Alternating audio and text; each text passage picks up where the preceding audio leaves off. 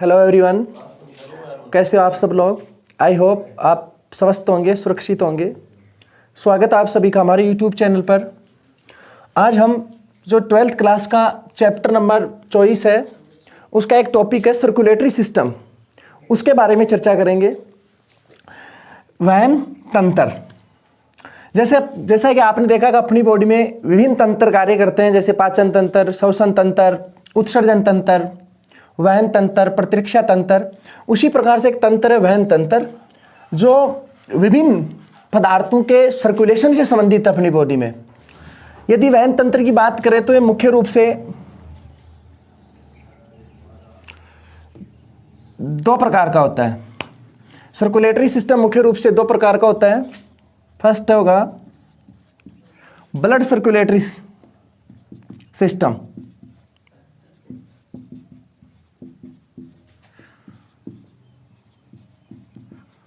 Blood circulatory system, और number 2 पे होगा लिम्फेटिक सिस्टम, लिम्फेटिक सिस्टम। यानी इसको हिंदी में बोलते हैं रुधिर परिसंचरण तंत्र, और इसको बोलेंगे लसिका तंत्र। जो ब्लड सर्कुलेटरी सिस्टम होता है, इसके मुख्य रूप से 3 भाग होते हैं। पहला होगा ब्लड, नंबर 2 पे होगा ब्लड वेजल्स, ब्लड वेजल्स, और नंबर 3 पे होगा हार्ट। और जो लिम्फेटिक सिस्टम है, इसके भी मुख्य रूप से 3 भाग होते हैं। पहला होगा लिम्फ, नंबर 2 होगा लिम्फ वेजल्स, और नंबर 3 पे होगा लिम्फ नोड। इस प्रकार से मुख्य रूप से जो सर्कुलेटरी सिस्टम है, मैंने आपको बताया कि सर्कुलेटरी सिस्टम अपनी बॉडी में विभिन्न जो पदार्थ होते हैं, जो फ्लूइड्स होते हैं, उनके सर्कुलेशन से संबंधित है। जैसे पाचन तंत्र भोजन के पाचन से संबंधित है, श्वसन तंत्र गैसों के आदान प्रदान से संबंधित है, उत्सर्जन तंत्र नाइट्रोजन या अपशिष्ट पदार्थों को बाहर निकालने से संबंधित है। जो प्रतिरक्षा तंत्र होता है, वह अपनी बॉडी को प्रोटेक्ट करता है। उसी प्रकार से जो वहन तंत्र है, वो विभिन्न पदार्थों का सर्कुलेट करता है। तो इसके मुख्य रूप से 2 भाग होते हैं, एक होता है ब्लड सर्कुलेटरी सिस्टम और एक होता है लिम्फेटिक सिस्टम। यानी इनको हिंदी में बोलेंगे रुधिर परिसंचरण तंत्र और लसिका तंत्र। जो रुधिर परिसंचरण तंत्र होता है, इसके मुख्य रूप से 3 भाग होते हैं। ब्लड यानी रुधिर, ब्लड वेजल्स रुधिर वाहिकाएं, हार्ट यानी हृदय। और जो लिम्फेटिक सिस्टम होता है, इसके भी मुख्य रूप से 3 भाग होते हैं। लिम्फ यानी लसिका, लिम्फ वेजल्स लसिका वाहिकाएं, और लिम्फ नोड लसिका परव। अब इस चैप्टर में हम बारीकी से एक एक टॉपिक के बारे में, जो बोर्ड पे टॉपिक लिखे हैं, blood, blood vessels, heart, lymph, lymph vessels और लिम्फ नोड, इनके बारे में हम एक एक करके चर्चा करेंगे। यदि बेसिकली इस चैप्टर को बात करें तो ये पूरी यूनिट 7 नंबर की है। और इस जो चैप्टर से जो क्वेश्चन आ सकते हैं, वो 4+2+1, यानी इससे एक 4 नंबर का बड़ा क्वेश्चन भी आ सकता है, 2 नंबर का क्वेश्चन भी आ सकता है, और 1 नंबर का क्वेश्चन भी आ सकता है। अधिकांशतः यदि बात करें तो इससे 4 या 2 नंबर का क्वेश्चन ज्यादा आता है। तो अब एक एक के बारे में हम चर्चा करते हैं। पहला हम टॉपिक लेंगे आज ब्लड, और ब्लड के बारे में हम विस्तार से चर्चा करेंगे।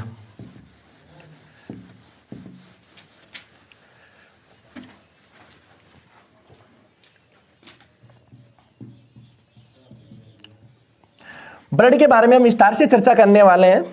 जैसे कि आप सबको पता है, ये जो ब्लड है, ब्लड एक प्रकार का वेस्कुलर टिश्यू है। मतलब इसको बोल सकते हैं संवहनी ऊतक, वेस्कुलर टिश्यू है। मतलब ये, इसको हिंदी में बोलेंगे संवहनी ऊतक है। मतलब ये विभिन्न पदार्थों का क्या करता है, अपनी बॉडी में वहन करता है। इसीलिए इसको क्या बोलते हैं, blood is a fluid connective tissue. Blood is a fluid connective tissue. मतलब इसको हिंदी में क्या बोलते हैं, यह एक तरल संयोजी ऊतक होता है। रुधिर क्या होता है, आपको पता है, तरल रूप में पाया जाता है, और संयोजी मतलब ये एक अंग को दूसरे अंग से जोड़ने का कार्य करता है। जैसे मैं बेसिकली बात करता हूं तो ये अपनी एल्बो है और ये थंब है, डायरेक्टली ये बोन से जुड़ी हुई है। परंतु यदि यहां से इसकी ब्लड सप्लाई बंद कर दी गई तो ये थंब कार्य नहीं करेगा, तो इसको जोड़ने का कार्य कौन करता है? ब्लड। तो ब्लड एक प्रकार से क्या है? यह एक तरल संयोजी ऊतक है, मतलब blood is a fluid connective tissue. यदि मैं ब्लड की उत्पत्ति की बात करता हूं, जो ब्लड की उत्पत्ति होती है वो मीसोडर्म से होती है। आप सबको पता है जो भ्रूण की लेयर होती है मीसोडर्म, यानी भ्रूण में 3 लेयर होती हैं, आपको पता है, एक्टोडर्म, मीसोडर्म, एंडोडर्म। तो जो इसकी उत्पत्ति होती है वो मीसोडर्म से होती है, आप याद रखियो। यदि मैं ब्लड के बारे में बात करता हूं तो ब्लड सबसे जो कोमल ऊतक अपनी बॉडी का यदि हम बात करेंगे तो ब्लड क्या है? सबसे कोमल ऊतक है हमारे शरीर का।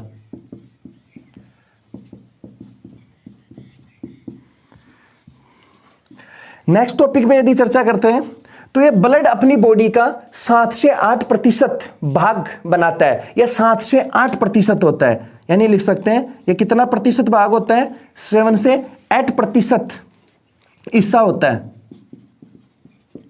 टोटल बॉडी का। टोटल बॉडी का 7 से 8% हिस्सा होता है ब्लड। यदि मुख्य रूप से बात करते हैं तो जो ब्लड का जो स्वाद होता है यानी टेस्ट होता है, वो टेस्ट इसका नमकीन होता है, यानी इसका जो टेस्ट होता है वो कैसा होगा? नमकीन ही होगा। टेस्ट जो इसका टेस्ट होगा वो मुख्य रूप से कैसा होगा? नमकीन होगा। और जो इसकी प्रकृति होती है ब्लड की, इसकी प्रकृति क्षारीय होती है, यानी जो ब्लड की प्रकृति होती है वो मुख्य रूप से क्षारीय होती है, और इसकी पीएच समथिंग 7.4 होती है, यानी जो ब्लड होता है वो हल्का क्षारीय होता है। आपको पता है जब 7 को क्या बोलते हैं? न्यूट्रल, यानी उदासीन बोला जाता है। तो इसकी प्रकृति क्या होगी? 7.4, इसलिए इसकी प्रकृति क्या होती है? ये थोड़ा सा हल्का क्षारीय होता है। यदि नेक्स्ट टॉपिक पे यदि हम चर्चा करें,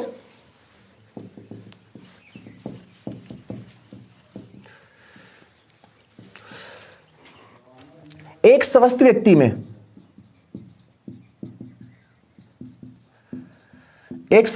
में 5 से 7 लीटर रुधिर पाया जाता है।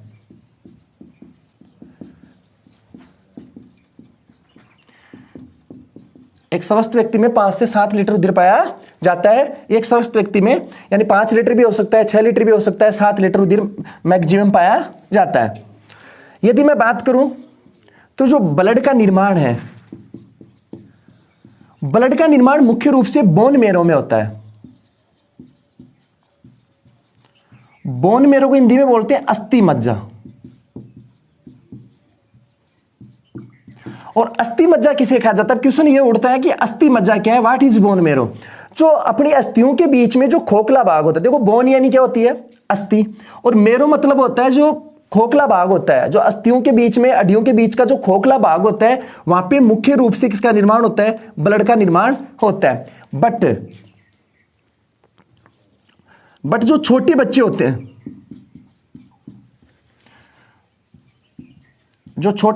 हैं, यानी छोटे बच्चे कितने? 0 to 3 years, उन बच्चों में ब्लड का निर्माण स्प्लीन में होता है। स्प्लीन को हिंदी में बोलते हैं पिला है, पिला। यानी छोटे बच्चों में जो रुधिर का निर्माण होगा वो मोस्टली स्प्लीन में होता है, और इसके अलावा लीवर में। अब आप यहां पे एक चीज का ध्यान रखना, यानी जो वयस्क मनुष्य होता है या वयस्क जो व्यक्ति होता है, उसमें तो ब्लड का निर्माण होगा बोन मेरो में, यानी अस्थि मज्जा में। और जो छोटे बच्चों में इसका निर्माण कहां होता है? या तो स्प्लीन में या लीवर में। अब आप याद रखना, बड़े जो वयस्क व्यक्ति होते हैं उनमें स्प्लीन और लीवर को आरबीसी का कब्रिस्तान कहा जाता है। मतलब इनमें आरबीसी का अपघटन होता है, मतलब ये डबल कार्य करते हैं। यानी छोटे बच्चों में तो ये रुधिर का निर्माण करेंगे, और जो बड़े वयस्क व्यक्ति होते हैं उनमें रुधिर का अपघटन करते हैं। मुख्य रूप से क्या करेंगे? रुधिर का अपघटन करने का कार्य करते हैं, मतलब रुधिर को अलग अलग जो इसके कंपाउंड होते हैं उनमें तोड़ने का कार्य करते हैं। कौन? स्प्लीन और लीवर। अब यदि मुख्य रूप से हम बात करें तो रुधिर के प्रमुख रूप से 2 भाग होते हैं। यदि हम बात करेंगे तो ब्लड के मुख्य रूप से 2 भाग होते हैं, एक प्लाज्मा और दूसरी रुधिर कणिकाएं। प्लाज्मा और रुधिर कणिकाएं। आपने कभी खीर देखी है? रुधिर भी सेम खीर के जैसा ही होता है। आपने देखा होगा खीर में दो कंपाउंड होते हैं, एक तो चावल और दूसरा कंपाउंड क्या होता है? दूध। तो ब्लड में भी इसी प्रकार से दो कंपाउंड होते हैं, एक तो होता है प्लाज्मा और एक होती है रुधिर कणिकाएं। अब जो इसका, जैसे आपने देखा होगा खीर का तरल वाला भाग क्या कहलाता है? दूध। और जो कणों के रूप में रहता है वो क्या कहलाएगा? चावल। उसी प्रकार से अपने रुधिर का जो तरल भाग होता है, जो तरल वाला भाग होता है वो क्या कहलाता है? प्लाज्मा। और जो कणों के रूप में पाई जाती है उनको बोलते हैं रुधिर कणिकाएं। आपने हमेशा देखा होगा कि खीर में संख्या ज्यादा किसकी होती है? दूध की या चावल की? ऑब्वियसली किसकी होगी? दूध की। तो जो प्लाज्मा का जो रेशियो होता है वो ब्लड में क्या होता है? ज्यादा होता है, यानी प्लाज्मा ब्लड में 55 से 60% पाया जाता है। और जो रुधिर कणिकाएं होती हैं ब्लड में, वो रुधिर कणिकाएं 40 से 45% होती हैं। आपने देखा होगा, जो आगे इस प्लाज्मा के बारे में विस्तार से पढ़ने वाले हैं, या आपको पता है कि येलो रंग की अलग से रुधिर में पाया जाता है उसको क्या बोलते हैं? प्लाज्मा। और जो कणों के रूप में पाया जाता है उसको क्या बोलते हैं? रुधिर कणिकाएं। इसीलिए तो रुधिर को क्या बोलते हैं? कोलाइडी विलियन। कोलाइडी विलियन। आपने देखा होगा कोलाइडी विलियन का मतलब होता है ऐसा विलियन जिसमें एक कंपोनेंट तरल अवस्था में हो और दूसरा अर्ध ठोस हो। जैसे खीर में आपने देखा होगा जो दूध होता है वो तरल अवस्था में होता है और जो चावल होते हैं वो अर्ध ठोस अवस्था में पाए जाते हैं। अब इनके बारे में हम एक एक के बारे में हम क्या चर्चा करने वाले हैं। पहला टॉपिक हम चर्चा करेंगे प्लाज्मा के बारे में। ये भी जो ये आपको ये जो पढ़ाया जा रहा है 12th लेवल के जो स्टैंडर्ड उसके हिसाब से नीट का जो ब्लड का वीडियो बनाएंगे वो नेक्स्ट वीडियो नीट का अलग से बनाकर डालेंगे। उसमें काफी हम डीपली बात करेंगे ब्लड के बारे में, क्योंकि 12th की जो आरबीएससी की बुक है उसमें इतना डीपली नहीं दे रखा है। नीट का जो नेक्स्ट वीडियो बनाएंगे आज उसके बारे में हम चर्चा करेंगे ब्लड के बारे में और ज्यादा विस्तार से। अब हम चर्चा करेंगे प्लाज्मा के बारे में।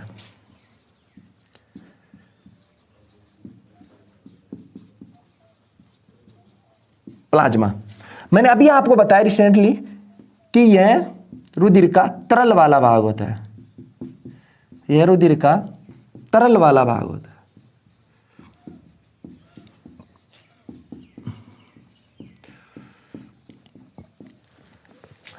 अब आपने चर्चा किया कि यह रुधिर का, मैंने अभी बताया था 55 से 60% हिस्सा होता है। 55 से 60% हिस्सा। अब यह होता कैसा है? तो हम लिख सकते हैं यह पीला,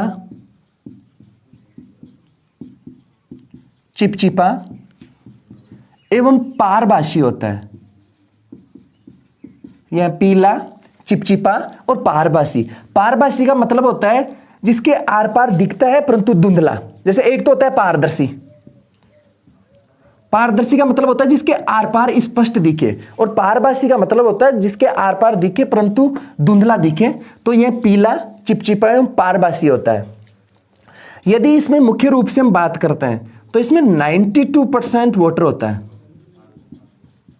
92% मुख्य रूप से क्या होगा इसका? वाटर।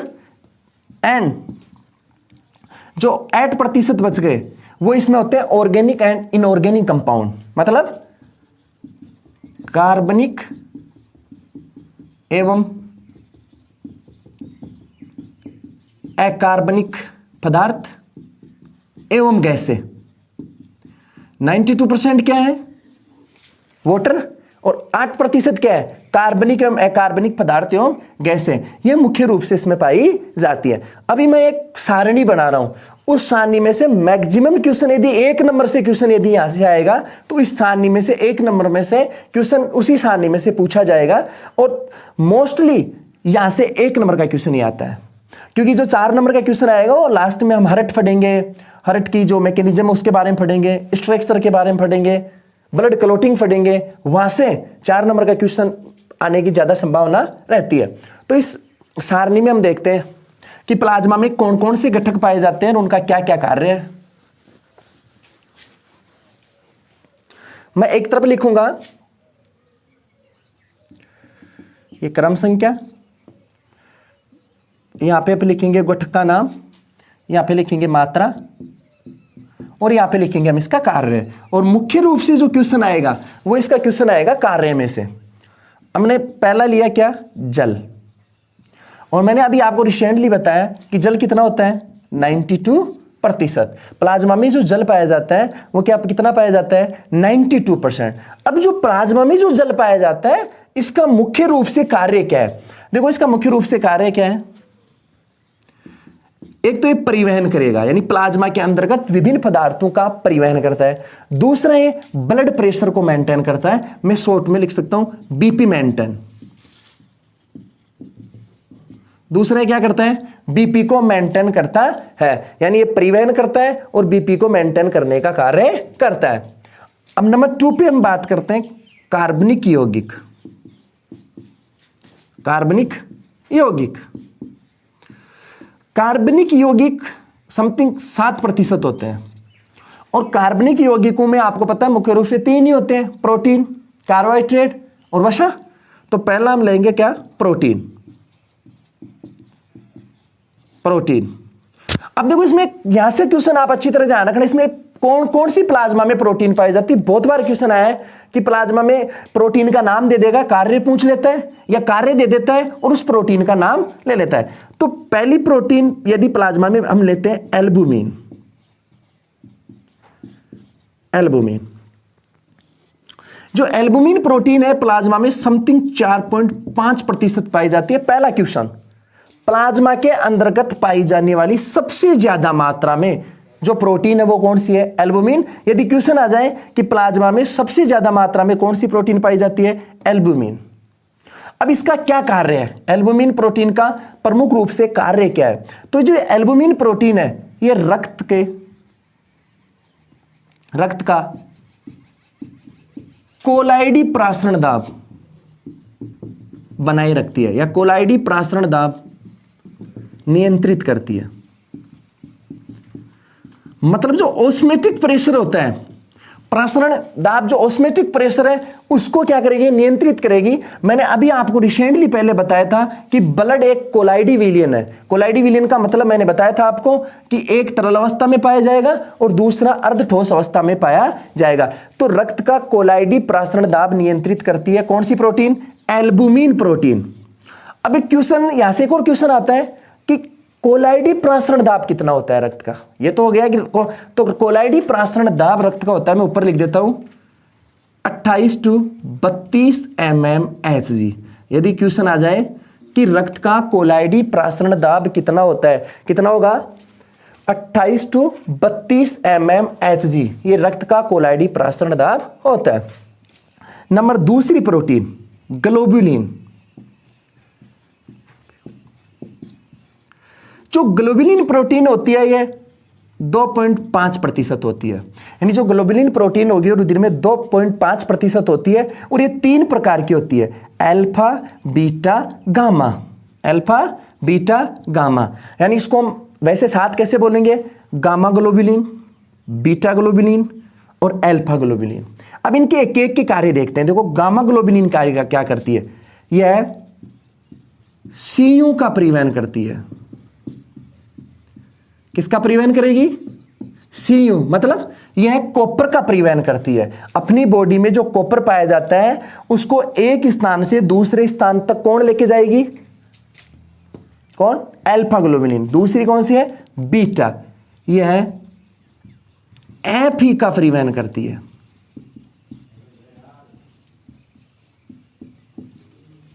यह एफ ही का परिवहन करती है, मतलब अपनी बॉडी में आयरन का परिवहन कौन करती है, बीटा। और तीसरी है गामा, यह प्रतिरक्षा का निर्माण करती है, यह प्रतिरक्षा प्रणाली का निर्माण करती है। आप जैसा कि आप जानते हो प्रतिरक्षा प्रणाली किसे बोलते हैं, शरीर की रोगों से लड़ने की क्षमता, जो इम्यूनिटी जो पावर होती है उसको क्या बोलते हैं, प्रतिरक्षा। और प्रतिरक्षा का निर्माण कौन करता है, गामा ग्लोबुलिन। बहुत बार आपको पता है क्वेश्चन आया हुआ है, मैं यहाँ पे मार्क कर देता हूं, इसको आप याद रखना, आगे काम आएगा भाई। बहुत बार क्वेश्चन आता है प्रतिरक्षी क्या होते हैं, यानी जो एंटीबॉडीज क्या होते हैं। तो एंटीबॉडीज में हम क्या लिखते हैं, कि यह एक गामा ग्लोबुलिन होते हैं, यह एक गामा ग्लोबुलिन होते हैं जो शरीर के रोग कारकों से रक्षा करते हैं। तो गामा ग्लोबुलिन प्रोटीन का क्या कार्य है? प्रतिरक्षा प्रणाली का निर्माण करती है। किसके साथ मिलकर? लिम्फोसाइट के साथ मिलकर। जो हम WBC का एक पार्ट है लिम्फोसाइट, उसके साथ मिलकर यह शरीर की प्रतिरक्षा प्रणाली का निर्माण करती है। प्रतिरक्षा प्रणाली का मतलब होता है शरीर की रोगों से लड़ने की क्षमता, इम्यूनिटी पावर। इसका निर्माण कौन करेगी? Gamma globulin. नेक्स्ट प्रोटीन के बारे में हम चर्चा करते हैं।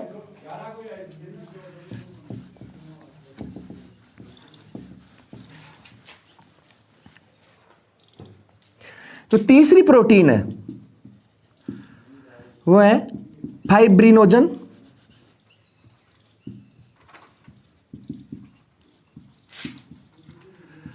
फाइब्रिनोजन एवं प्रोथ्रोम्बिन।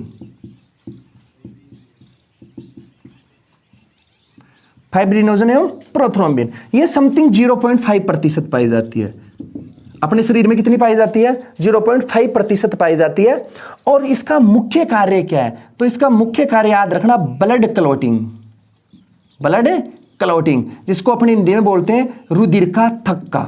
रुधिर का थक्का। थक्का का मतलब होता है यदि किसी स्थान पे चोट लग जाती है तो थोड़ी देर बाद में वहां से रुधिर का बहना बंद हो जाता है, जिसको ब्लड क्लॉटिंग कहा जाता है। तो ब्लड क्लॉटिंग का कार्य कौन सी प्रोटीन करती है? आपको पता है आपके 12th में करीबन 14 क्वेश्चन एक एक नंबर के आएंगे।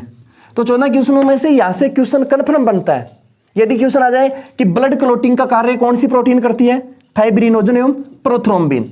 और आपके एक अलग से भी दे रखा है टॉपिक, ब्लड क्लॉटिंग का आगे टॉपिक दे रखा है। उस ब्लड क्लॉटिंग जब हम पढ़ेंगे तो यहां पे फाइब्रिनोजन, प्रोथ्रोम्बिन और एक प्लेटलेट्स, ये तीन काम आएंगी। तो इसका प्रमुख कार्य है ब्लड क्लॉटिंग, मतलब रुधिर का थक्का बनाती है। कौन? फाइब्रिनोजन एवं प्रोथ्रोम्बिन। चौथी प्रोटीन आती है एमिनो एसिड्स। एमिनो एसिड्स ये अल्प मात्रा में पाए जाते हैं, अल्प मात्रा में ये पाए जाते हैं और ये न्यूट्रिशन का कार्य करते हैं, मतलब ये पोषक पदार्थ का कार्य करते हैं। अपनी जो रुधिर होता है, आपको पता है रुधिर में अनेक सेल्स पाई जाती हैं और सेल्स को किसकी जरूरत होती है? पोषण की। तो जो एमिनो एसिड्स होते हैं वो किसका कार्य करते हैं? पोषक पदार्थ का कार्य करते हैं। अब नेक्स्ट चर्चा करते हैं। नेक्स्ट प्रोटीन के अलावा नंबर 2 पे अपनी जो रुधिर में क्या पाया जाता है? ग्लूकोज। आपने देखा होगा हम बाहर से कार्बोहाइड्रेट लेते हैं, कार्बोहाइड्रेट अपने डाइजेशन में जाके किस में बदल जाती है? ग्लूकोज में। और ये ग्लूकोज भी अपने रुधिर में अल्प मात्रा में पाई जाती है, क्योंकि जब इसकी मात्रा बढ़ जाती है ग्लूकोज की तो डायबिटीज हो जाती है, इसलिए अल्प मात्रा में पाई जाती है। और ये भी रुधिर में पोषक पदार्थ का कार्य करती है। अब प्रोटीन हो गया, कार्बोहाइड्रेट हो गया, तो जो नेक्स्ट जो कंपोनेंट है ब्लड का वो क्या है? फैट, वसा।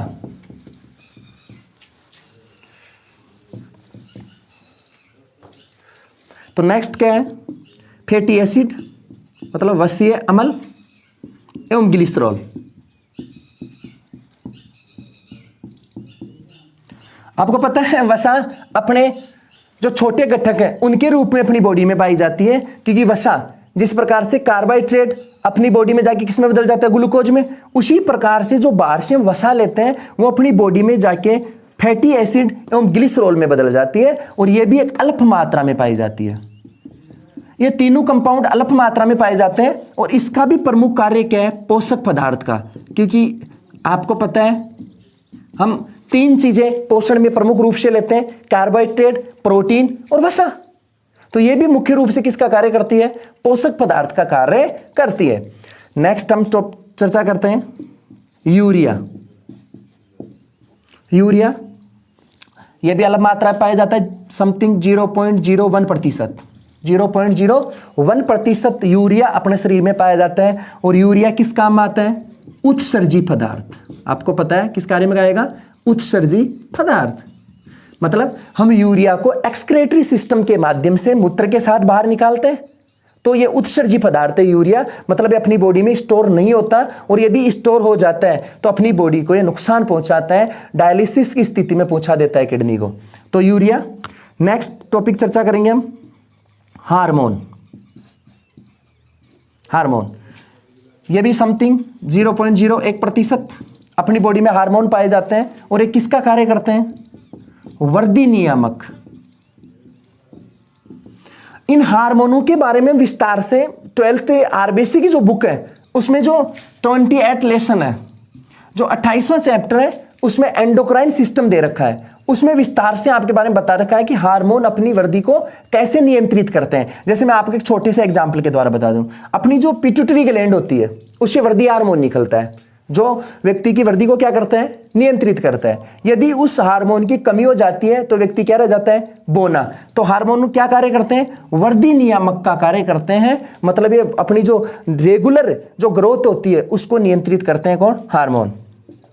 नेक्स्ट आते हैं एंजाइम। ये भी अल्प मात्रा में पाए जाते हैं बॉडी में।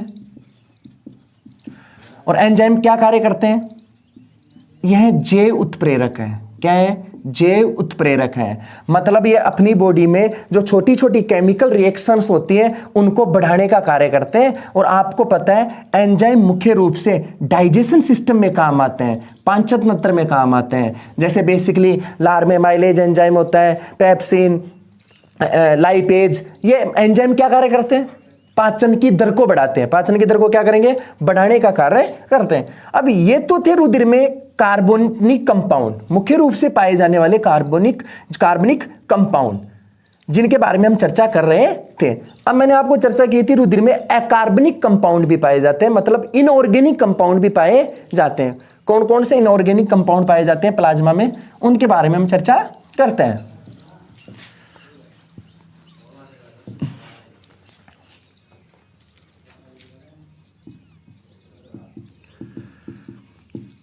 अकार्बनिक घटक ये अपने रुधिर में 0.9% पाए जाते हैं। मैंने एक एक आप में इधर लिख देता हूं।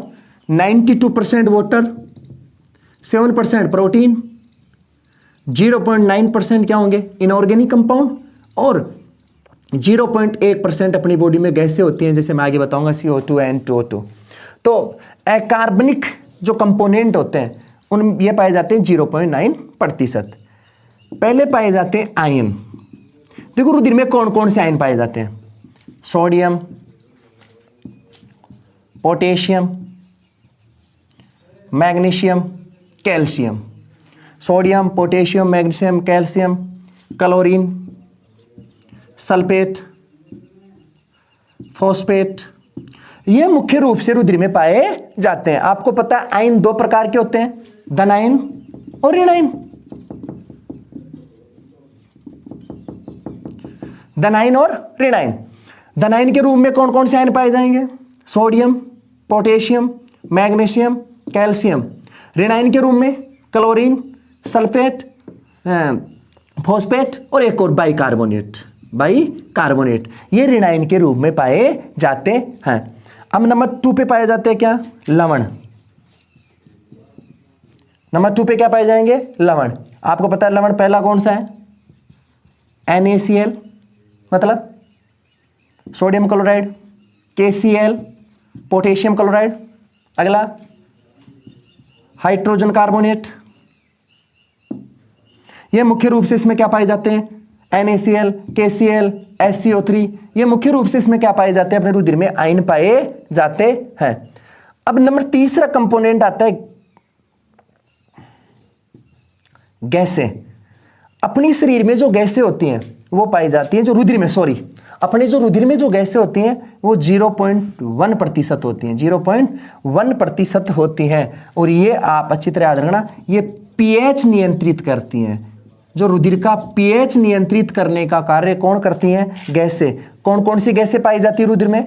आपको बेसिकली पता है, O2, CO2, N2, मतलब ऑक्सीजन, कार्बन डाइऑक्साइड और नाइट्रोजन।